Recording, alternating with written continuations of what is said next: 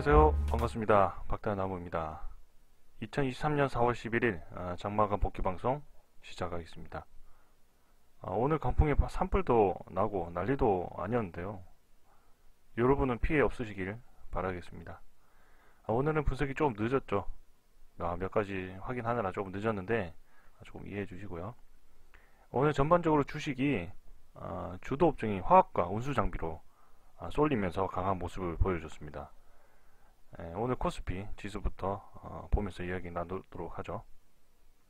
자, 오늘 코스피 지수가 최고 2550포인트로 그리고 2547포인트로 마감이 됐습니다. 최근 3일 동안 이렇게 상승을 이뤄냈죠.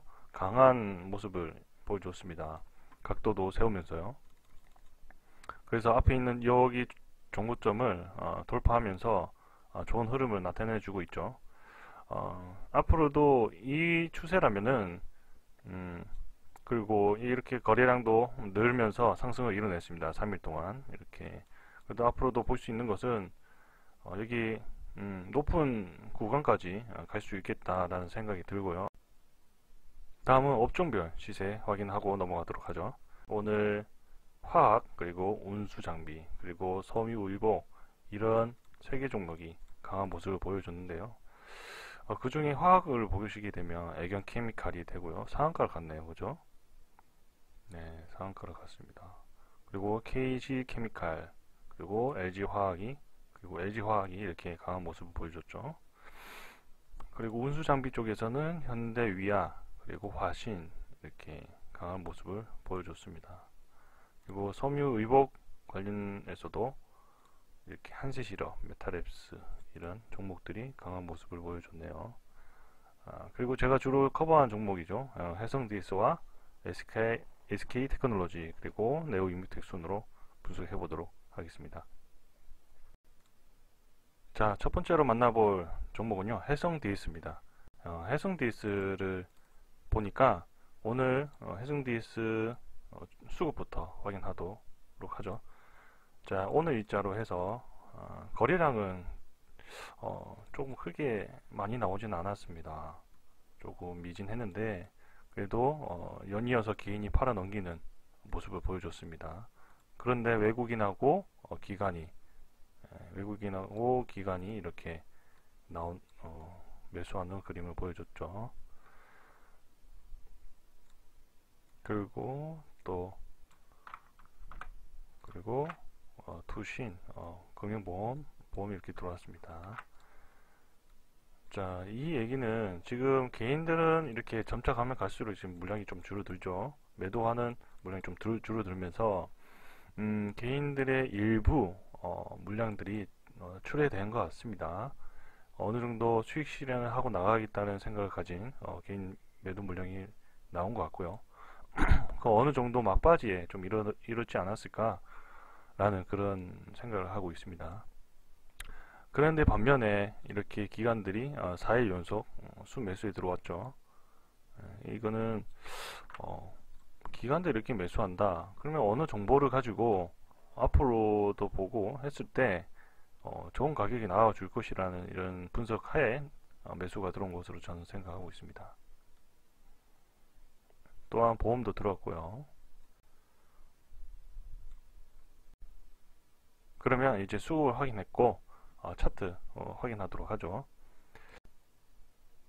자, 해성DS가 오늘 54,600원 이렇게 54,600원까지 이렇게 상승을 이뤄냈었죠. 이렇게 상승을 이뤄냈지만 여기 앞에 보시면은 이렇게 매도 물량에 조금 얻어맞았다 라고 볼 수 있겠는데요. 여기 부분이 어느 정도냐면 앞에 좀 당겨서 보면 앞에서 당겨보면 여기 앞에 고점에서 좀 물량이 좀 나온 것 같습니다. 그래서 어느 정도 개인들의 피곤한 물량이 좀 나와줬지 않았을까 라는 생각이 들고요. 그래도 어느 정도 가격 방어를 잘 해줬다 라고 볼 수 있겠습니다. 자, 그리고 52,761원 여기 선을 좀 지탱해준 느낌을 보니까 좋은 그림이 괜찮네요. 그래서 괜찮다고 저는 생각합니다. 그리고 어제 말씀드렸다시피 이게 정망 키치가 형상이 나오면서 아침부터 뭔가 강한 모습을 보여줬습니다. 다음 날이면 상승할 것이다 라는 생각이 들었고요. 그래서 이렇게 말씀드렸더니 아니나 다를까 오늘은 54,600원을 왔다 갔습니다. 그래서 조금 아쉽긴 한데요. 그래서 이게 오늘 57,400원을 보러 가나 그런 행복한 생각을 해봤는데 좀 아쉽게 됐습니다. 그래도 여기 종고점을 돌파하고 꼬리 달고 내려왔다는 의미가 저에게는 더 큰 의미로 받아들여지고요. 여기 고점, 여기 전고점 54,273원을 돌파하고 꼬리 달고 내려왔다. 그 정도로 좋은 의미로 볼 수 있겠습니다. 내일은 또 좋은 의미로 볼 수 있겠죠. 내일은 지수만 좀 받쳐준다 그러면 어느 정도 57,400원은 조금 생각할 수 있지 않을까, 그런 좋은 생각이 빠져듭니다. 항상 얘기하는 거지만 여기 초록색으로 표시해둔 요 물량이죠. 여기서 57,400원 매도하는 것을 적극적으로 추천드리고요. 여러분들이 57,400원에 매도하고 나오신다면 아주 베스트 하고요. 물론 더 위로 간다 했을 때 욕심 부리지 마시고요. 어느 정도 요쪽에서 수익 실현하고 나온다, 우선 이렇게 생각하시면 좋을 것 같습니다. 뭐 모든 투자의 판단은 여러분에게 있으니까 저에게 너무 의지하지 마시고요. 자, 다음은 SKI 테크놀로지 수급 동향부터 확인하고 가도록 하죠. 자, 오늘 2,600원 하락한 87,200원에서 종가가 마무리됐네요. 자, 오늘 개인이 이렇게 매도하는 모습을 보여줬죠. 네, 하지만 외국인들이 이틀 연속 들어왔고 그리고 기관이 오늘 매수에 들어왔네요. 특히 오늘 프로그램이 많이 들어온 걸로 보이는데 좋은 현상으로 저는 생각하고요. 다만 연기금, 기관, 법인이 좀 나갔네요. 사모펀드가 의외로 들어왔네. 거래량은 항상 동일하게 100만 그리고 400, 200. 아직은 기대에 부응하고 있다. 그래도 관심권에 있다라고 볼 수 있겠죠. 지난주도 그렇고요. 지지난주부터 이렇게 관심이 없다가 관심을 받게 됐는데 아직도 이렇게 거래량 100을 유지하는 거 보니까 불은 꺼지지 않았다라는 생각이 듭니다. 자, 그러면 차트로 확인해 보도록 하죠. 자, SKI 테크놀로지 차트입니다. 자, 오늘 조금 아쉽게도 어제 말씀드렸다시피 여기 5일선을 깨져버리면 조금 매물량이 나올 것이다 라는 이야기를 드렸는데 아니나 다를까 이렇게 좀 많이 빠졌습니다. 아쉽게도. 그래서 저는 82,770원 요쯤에서 어떻게 할지, 이 자리가 지켜줄 수 있을지 라는 좀 그런 생각에 이때까지 한번 지켜봐야 될 것 같고요. 하지만 앞으로도 더 많은 재료들이 남아있고 먹거리가 남아있기 때문에 당장에 지금 가격에 털고 나온다는 것은 조금 무리가 있다고 생각하고요. 좀 아쉽기는 하죠. 네, 그래서 저는 82,700원대에서 좀 못 지켜준다 그러면은 과감하게 익절하고 나오는 그런 전략으로 나가도록 하겠습니다. 자, 세 번째는 이제 네오임윤텍 확인하도록 하죠. 자, 오늘 네오임윤텍 거래량을 보니까요, 오늘 개인이 이렇게 넘기는 모습을 보여줬네요. 그 대신에 외국인이 이렇게 들어왔고 기관이 일부 나갔네요. 금융투자 들어왔고 좀 어느 정도 개인들이 오늘 수익 실현하고 나간다라는 그런 생각을 가지고 한 걸까요?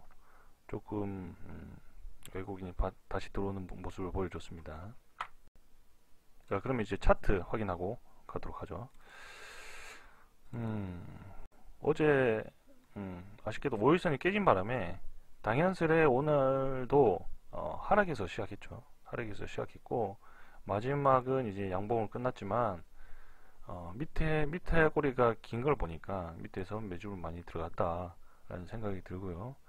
아직까지 저의 의견은 여기 61선과 그리고 22선 사이에서 박스권대를 그려줄 것이다 라는 생각이 들고요. 앞으로도 좀 더 장기적으로도 그렇게 모습이 나올 것 같기 때문에 최소한 2주 정도 걸릴 거라고 좀 생각이 들고요.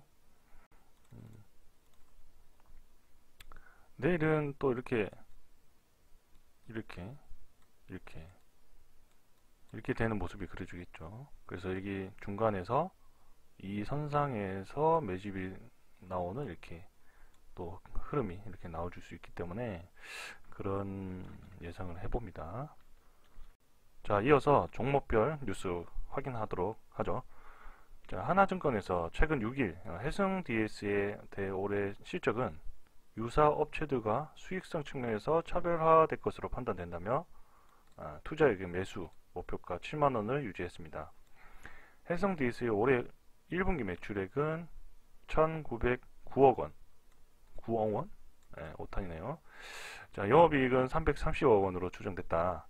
매출액이 예상 대비 높은 이유는 기존 환율 과정 1250원을 상회했고 패키지 기반 매출액 감소폭이 경쟁사 대비 양호하다고 하나증권은 판단했다라고 얘기하네요. 네, 전반적인 정보기술 IT 제품의 수요 부진과 이에 따른 대다수 업체들의 실적 부진이 이어지고 있다. 그리고 이 같은 가운데 해성 DS의 차별화 포인트는 견조한 전장사업 수요라고 강조했죠. 자, 다음은 SKI 테크놀로지 뉴스 확인하도록 하죠. 자, 최근 2025년부터 미국 내에서 중국산이 사라진다. 이런 얘기를 하고 있습니다. 한국 업체 글로벌 점유율이 늘어날 것이라고 내다봤다. 분리막, 배터리 부품 분류에도 호재인 이유는 자, 분리막은 미국 내에서 제조 조립해야 한다. 2차 전지 4대 소재 중 유일하게 배터리 부품으로 분류된 탓이다. 미국 현지 생산이라는 이런 제약 조건은 분리막 제조업체인 SKI 테크놀로지에게는 오히려 호재가 될 수 있다는 평가가 나온다. 따라서 SKI 테크놀로지는 폴란드 법인을 북미 진출에 활용하면서 북미 공장 착공에 검토하는 것도 전해졌다.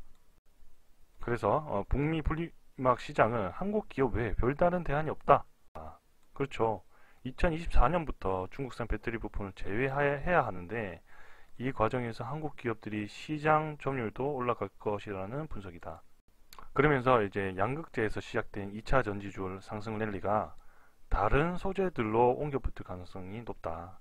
그러니까 양극재, 음극재, 그리고 동박, 분리막 이렇게 옮겨붙을 가능성이 있다는 거죠.